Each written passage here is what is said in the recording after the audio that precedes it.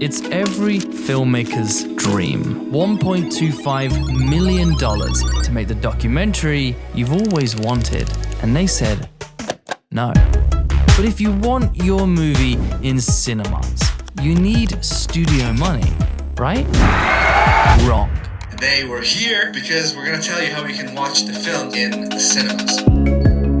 Project Iceman is a documentary about the man who completed an Ironman triathlon in the most dangerous place on Earth, Antarctica. And this movie was funded entirely by the subscribers of the YouTube channel Yes Theory. Because of Yes Theory, Amar, the director of Project Iceman, was able to make the movie that he intended with full creative control. And if I'm honest, this movie was astounding.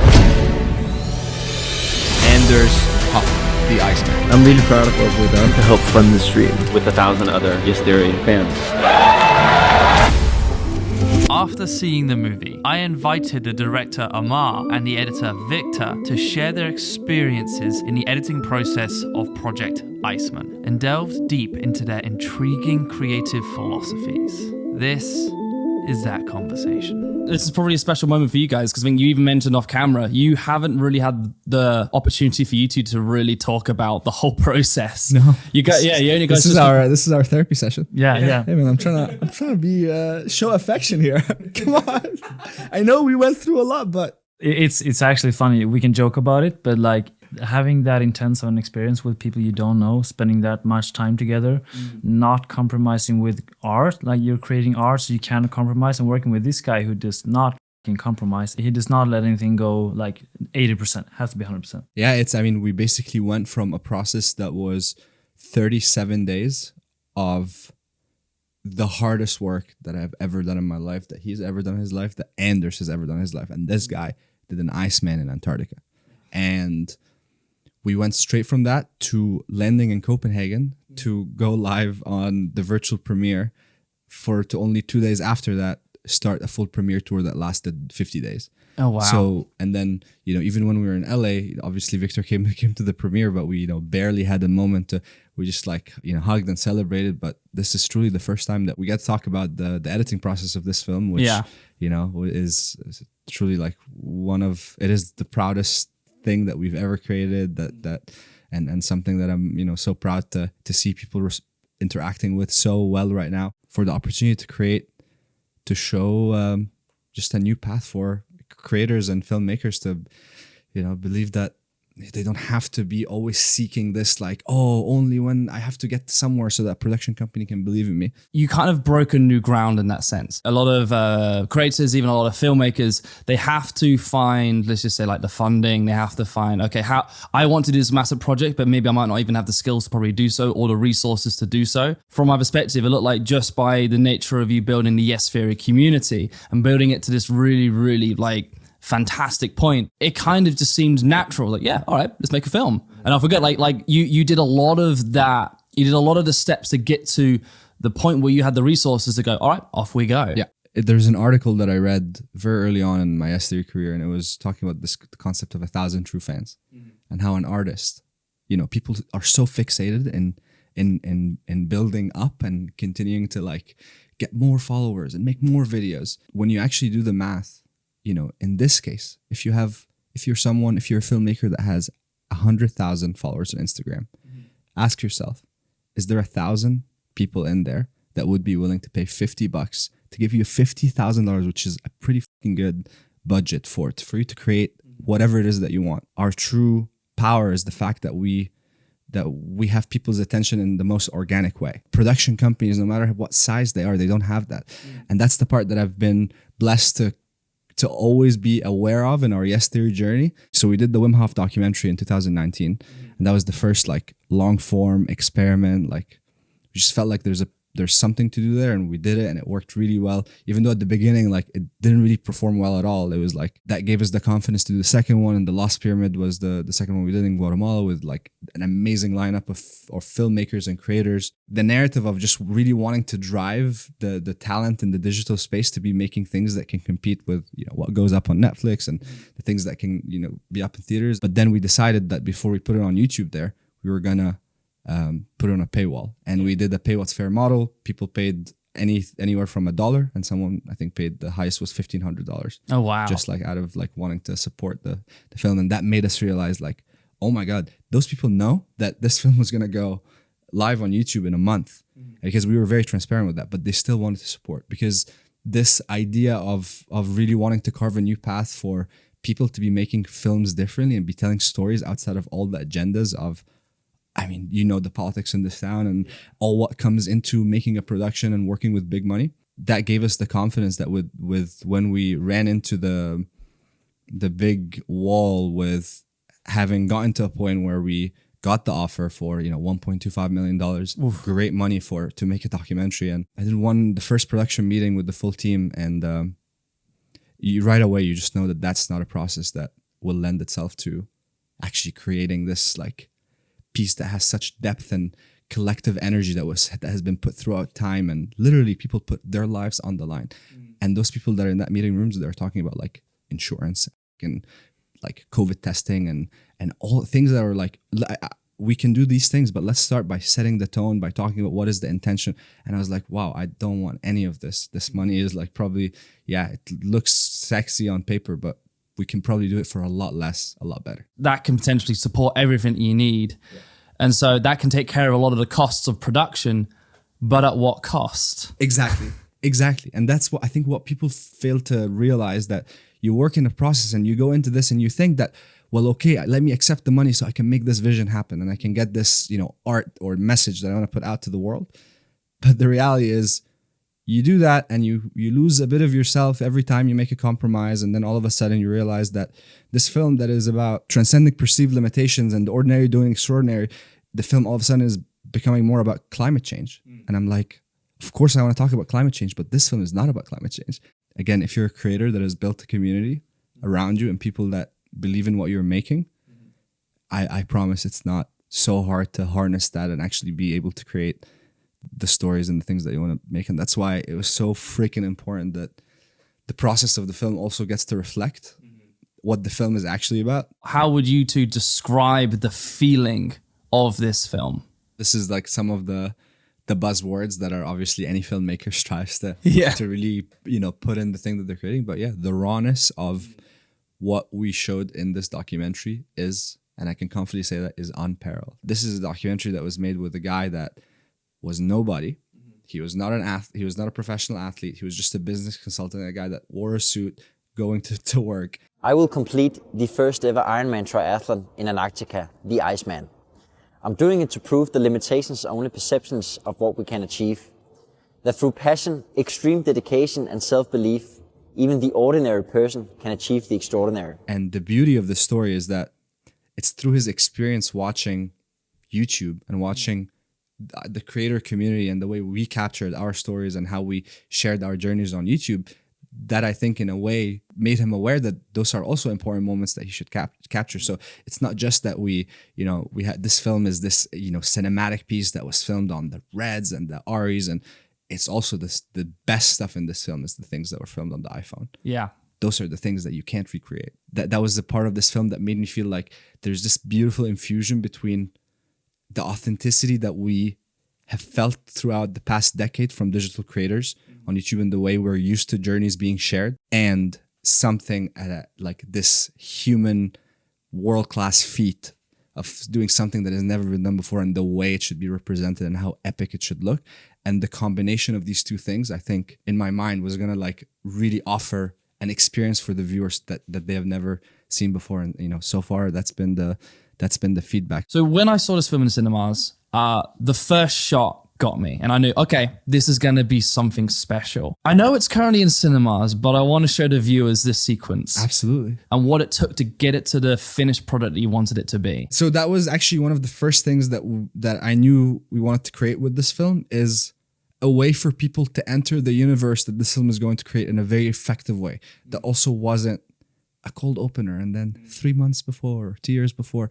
There was like all these like very classic ways of starting a documentary. So I wanted to create an environment that it was so abstract, where you are almost lost in time and space. You just don't know what's going on, but there's a specific feeling that you get out of it. There is fear, there's anxiety, there's unsettling. You're hearing one thing, but you're seeing something else. You're constantly seeing this dynamic contrast. But it also allowed us to give a reference to something that's going to happen a lot more later in the film that is pretty significant, which is the storm, in a way that, again, wasn't the cheesy classic way of, just showing bits and flashes of it. We still did that, but in a very effective way. Victor, that's really his, like, where he shines, like, to be able to visually express things that give a particular feeling, and a way for us to introduce characters, stakes, this future climactic event that we want people to have patience for, because you're going to go on a journey for an hour and 40 minutes before you get there, or an hour 30 minutes before you get there, and a way to just like tie everything together and kind of give you that feeling of like, okay, we're watching something different. So yeah, just setting up the scene, explaining that this is not made by one of the companies that you would expect to be made by. There's no big distributor. It's just the people. So it just already sets the tone. This is a very different type of documentary. It gave me chills straight away. Oh, this has a backstory. We had the idea of can you actually do frost? Can you time lapse it? This is a liquid that, when put on any surface and heated, it looks like frost, and it's growing naturally. So like the irony, frost. this is heat. I want to be inside of Anders' mind. Yeah. You still haven't seen his face yet. Mm-hmm. We're not going to show his face clearly up until, a later point. I want to show this process of he goes to a frozen part of his mind to be able to access a certain memory, a certain feeling, a certain fuel that then throughout the film is going to continue to drive. And that's kind of where we wanted these shots of like, okay, it's going to be fucking cold. I'm interpreting it as like ice is his fuel. Yeah. Yeah. It's the place, the place that he will have to visit, the frozen places in his mind that he'll have to visit. Oh, wow. Because those frozen places are the places that end up making you conform, end up making you lose like your sense of the free child in you. Wow. Depict the universe and some of the things that are happening in the film in a way that are still abstract and not give away anything, but just puts you in this fear.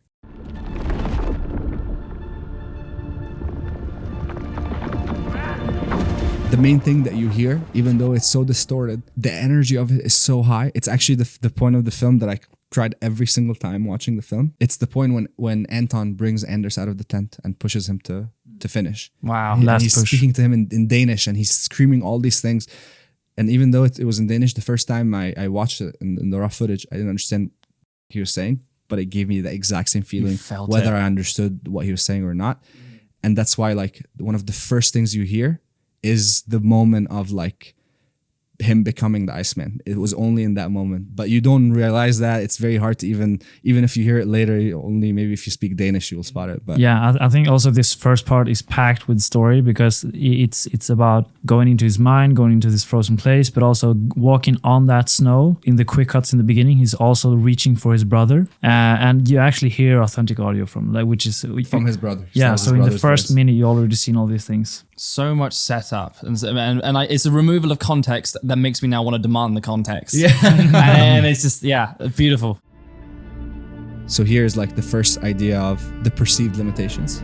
This invisible wall that gets built around us, and then all of a sudden he switches from the Iceman to this dude in a suit. So you're stating the theme of the film straight away visually. Yeah, exactly. And then you instantly see him be put in boxes. He checks in, he's put in an elevator. Every part of it, he feels so disempowered. He feels like he's just one part of a big machine that is just moving him. Yeah, this is my favorite part with the laser. It's sort of the complacency of the society and expectations put upon him that sort of swallows him. We've gotten so many questions about how did the laser do that? Those are the happy accidents. Oh yeah. It's the frame rate of the camera not being able to match. Oh, not being able wow. to match the laser. And no matter how many tries, even that first shot of me saying that's the first expression of the perceived limitation being formed, it's only that because we couldn't match the frame rate. And even though what you were seeing with your eye was a complete triangle, a pyramid around him, the camera was seeing the thing forming, and it would keep looping. Wow. So that was like, but people think it was like some CGI or some crazy work, but it's just a happy accident that actually, the second I saw it on the camera, I was like, holy It's exactly what we need. So like the happy accident and inspired the intent of the image. Exactly. Oh wow. Exactly. That's fantastic. And then here, that's the first time you're gonna see where the film mostly takes place, where the mission takes place in Anders' mind. That's his living room, and the whiteboard. You constantly see this whiteboard throughout the film. Yeah. And we use the whiteboard to introduce characters, events. I believe the ordinary can achieve the extraordinary. To prove this, I'm doing something that has never been done before. That water is not cold either. Oh yeah. He was in there for 5 hours, and the ice cubes is not ice cubes. It's like gel. Yeah. So everything, even though it sucks to say, it was practical effects because he had to be in there for so freaking long. You didn't want to bring him back to his experience in the past. Okay. Yeah, me too.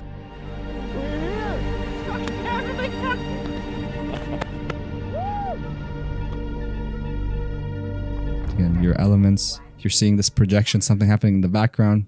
Again, the feel of the story is, which I don't want to spoil too much, but his freest form as a child playing football with his dad. But I'll just leave it at that, because later on you'll understand why is it so relevant that that's the projection.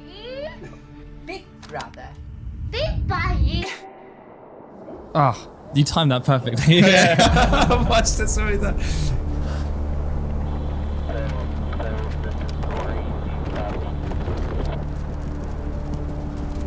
So why this change? It was just a reference of how the rug will be pulled from underneath them so quick.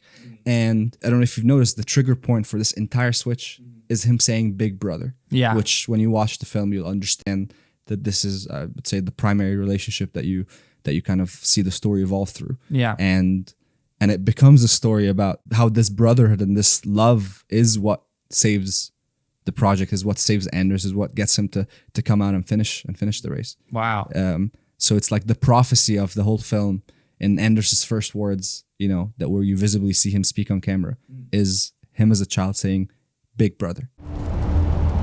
Again, all these props, that's actually his real, that's the notebook he had throughout the time. And so it's like the packing of, as many, and again, I really believe in the energy of the stuff, even the props of what you put on there. It's an authentic prop. Yeah. You cannot put your finger on what it is exactly, but that felt real. Yeah. So it's those attention to details. Exactly. What I really, really like about that whole opening sequence is you, to an extent, did summarize the entire movie, but it was just a pure removal of context and just a feeling of vibes and just the feeling. Yeah. And then the entire movie is then giving context to that entire sequence. Yeah. And so there's a really, really nice sort of loop back. I don't quite understand what happened here. And then upon a rewatch, I now understand everything of what's been showcased in that sequence. Exactly. And we talked about this all the time. We want to make sure that the second time someone gets to watch the film, they now notice, why is it the projection of him playing football? Yes. Why is it certain things are in the frame?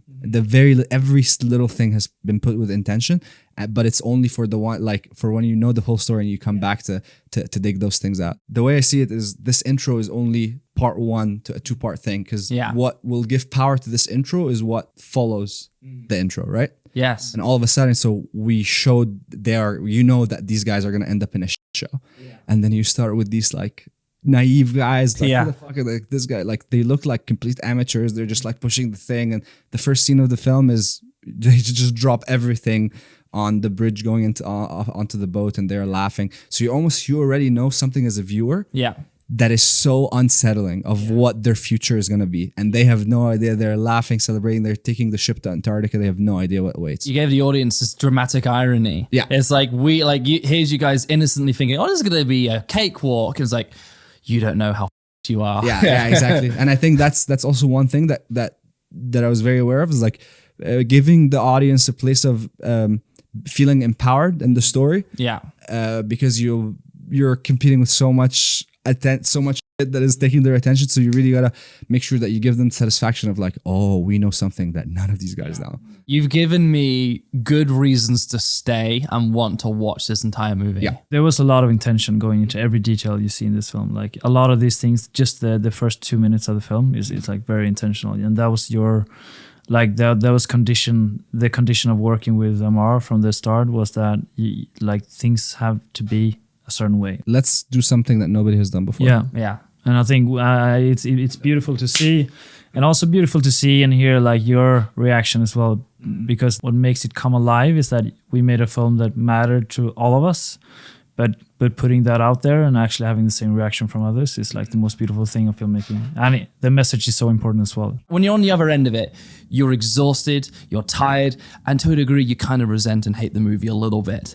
But then, and then it's like, and then you're so glad it's done. And then I believe in like a year's time, or maybe even 2 years, because even I've had that. You're then gonna look back at this and be like, oh, I made this. And then like, I think when you're in the thick of it, you hate what you're doing. And then when you reflect on it in a year or two later, you then begin to love and appreciate the film that you made. Yeah. Like my job as the editor is just to present opportunity. Like I want to be the guy that present opportunity. And we had discussions about this as well. When you have an idea about something, it's my job to make that happen. And of course, with your guiding as well, but also like working in the whole of the project, I have to be completely in love with everything and everyone in the project. Yeah. And I have like, that's pivotal for me. I have to love the project so much that I will do it like before, like I don't even think about breakfast. I'll think about the Iceman. So when you go out of it, it's sort of like the opposite experience, because you need to decompress the sort of things that you had to tell yourself in order to make yourself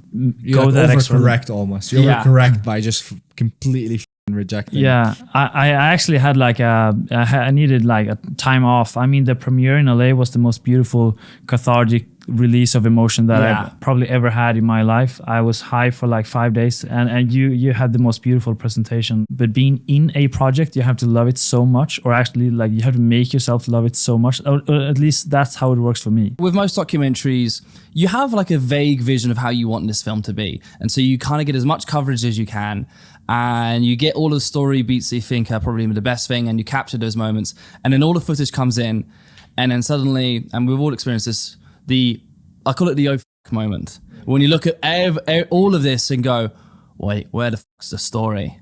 And so what was even the process like of trying to, with the overwhelming of footage, going, okay, how can we tell the story that we want to tell? Well, we say it took 37 days to get the edit that people end up watching, but it took 4.5 months of so many back and forths to figure out everything that wouldn't work. I knew exactly how it should feel, but the way it looks is just the flow that you reach once you set the parameters on, what are the feelings and what is it that you want people to get out of the story at the end. So it was definitely a very non-linear process, and so many times we had to.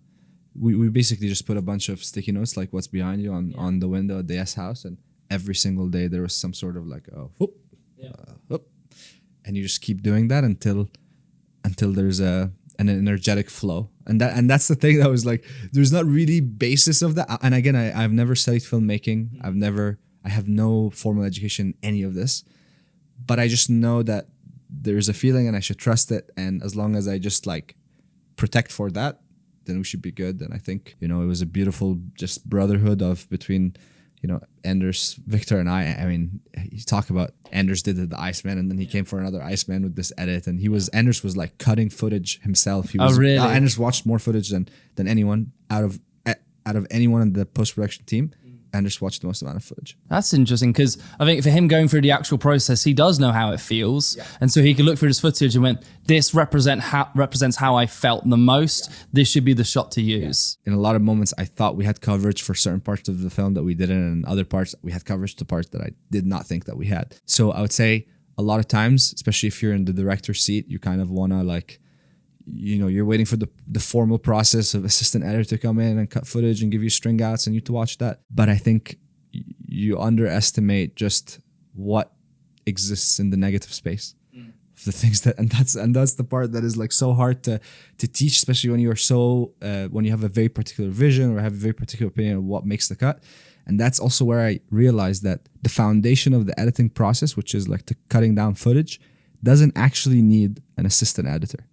It needs someone with really, really good feeling and intuition to be so connected to the footage, and for it to feel less of like this draining, I'm just cutting footage, I'm trying to find the good stuff, the things that are visually good. You just got to give it to someone who almost has never done this before. Yeah. When you're trying to build a story, I think a lot of people end up building it out of theory rather than out of what actually exists in the footage, and then that ends up creating such a huge time inefficiency. I think knowing your footage, like one comment, one look on someone's face can change the whole vibe of the scene, can change the whole film, change the whole expectation for something to happen. And I think falling in love with, like, there's so many theoretical whatever's on YouTube. There's so many lectures about story that we love to plan our story. And that's not the work of the documentary. The work of the documentary is being in there, like actually looking at the footage or talking about the footage you've seen, stuff like that. And I think it's easy to, as you spoke about before, they climb Mount Everest and then they go through interviews afterward and they try to make up a movie about that. But I think the most crucial part in this, and that was what's very important for you as a director, was that let's never use an interview that's with something that even with the look of someone's face can like exchange two sentences. The film was being created in a way that was just, again, way more It's like your traditional documentary of just like all these interviews and the build up of how fucking crazy it was, and we all almost died. And there's just one shot of a tent that you can put, and someone will reach the conclusion, it's like, they almost died. You don't need to say it. So the word YouTuber, Yeah. what does that mean to you? Is there something in the identity of a YouTuber more so than the use of the platform? Because there's nothing really, the creators exist on such a diverse plane that there's not necessarily like a common thread apart from the fact that we're all using the same platform. So I do Yes Theory, and YouTube is one of the platforms that leverage that Yes Theory leverages to be able to tell stories. I'm not just trying to reach people on YouTube. We're really going for everyone that we can, and I think different people in different places relate to different art forms.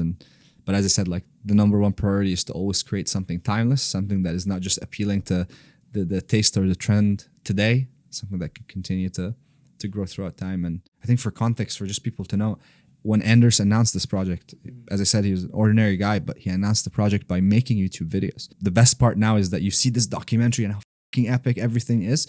You can go watch this guy almost like with the vlogs that he was doing on his, on filming on his phone and the awkward editing. And you just realize that, oh yeah, like maybe if you had gone onto this guy's YouTube channel, you'd have thought like, this would never happen. His editing is not that good anyways. Like, but you forget that we have this platform and the opportunity for visibility that is unlike any time we've ever lived. If you make videos on YouTube, you have to be a YouTuber, and that has to be your identity, when you could just be someone that wants to use YouTube as their platform of storytelling. I'm like endlessly grateful for YouTube in my childhood as a kid who grew up in Egypt. I'm not from here, and I've YouTube is how I sought out the world and how I realized that there is more that exists. So I like to think of my stories like I'm the child of the internet, because so much of my life has been impacted and has moved forward because of the internet, my ability to use it in a very different manner.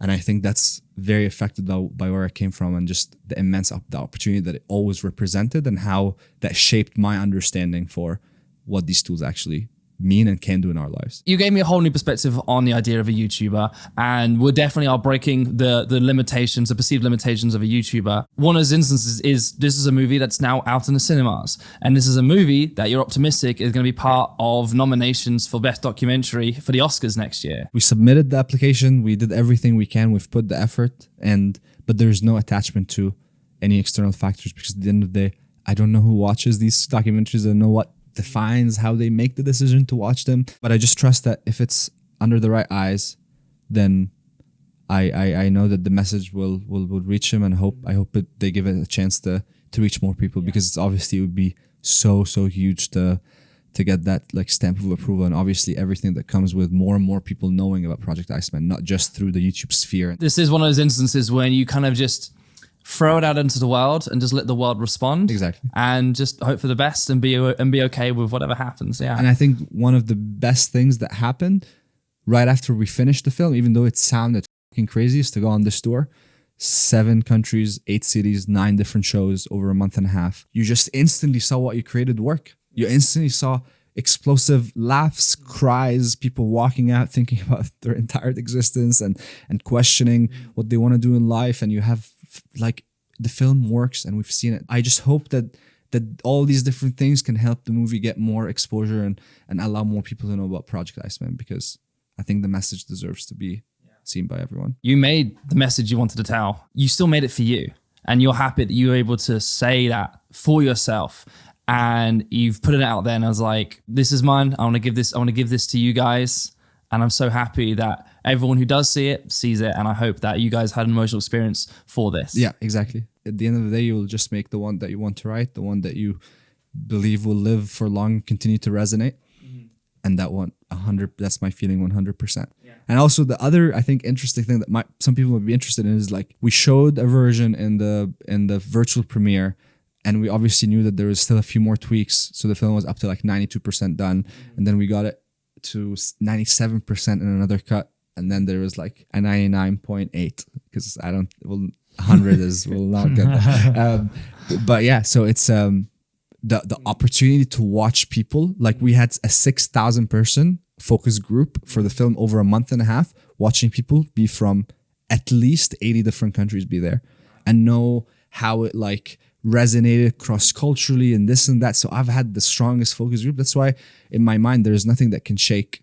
Like there's no expectation or attachment to anything else apart from just like a hope that the hard work and all the things that were put on the line for this film come to fruition by more and more people coming around it. So we've talked about creativity a lot, like how we feel onto the screen, and that's a beautiful part of the process. But part of it is also the practicality, the software and the hardware to help support you to make sure you can express what's going on under here. With the sheer amount of footage, the sheer amount of cameras, everything you have to organize, how did you even manage to make that process work? The film was edited on a laptop that looked like this. Wow. And solely a laptop that looked like this, that was connected to a bunch of hard drives on a desk at Dea's house in Venice Beach.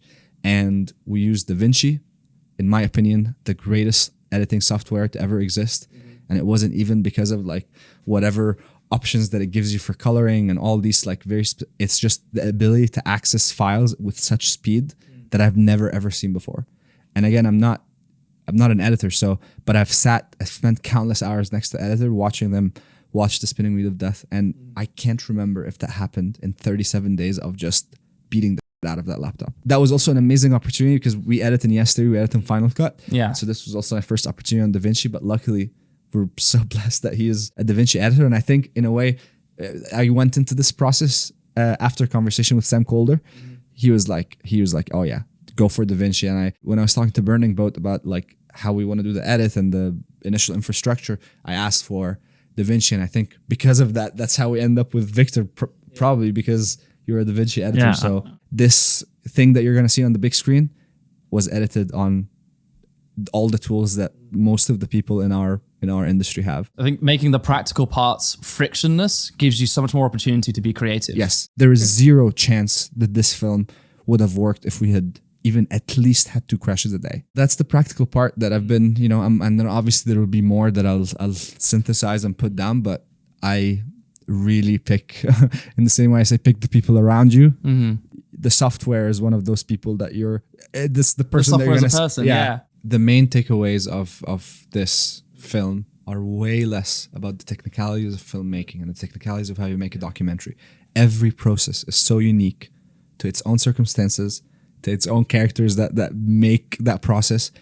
And one of my biggest emphasis points throughout the premiere tour was people try to make this comparison, or they're always like, oh, it's not about the destination, it's about the journey. And you just realize, like, when you're trying to do something that has never been done before, something great, something that is hard, meaningful, fulfilling, the journey most of the time really, really sucks. Yeah. The only thing that you can control are the people that you surround yourself with, and the heart and the intention and their drive, what fuels them, of why is it that they're doing the thing that they're doing. And that's the only thing that you control, because you're going to have 1,000 curveballs being thrown at you in the editing process. The creative process is the most unpredictable, unschedulable thing that you can imagine. Yeah. You just control, like, when this guy wants to he's a kickboxing champion. He could have beat the shit out of all of us. That's the craziest part.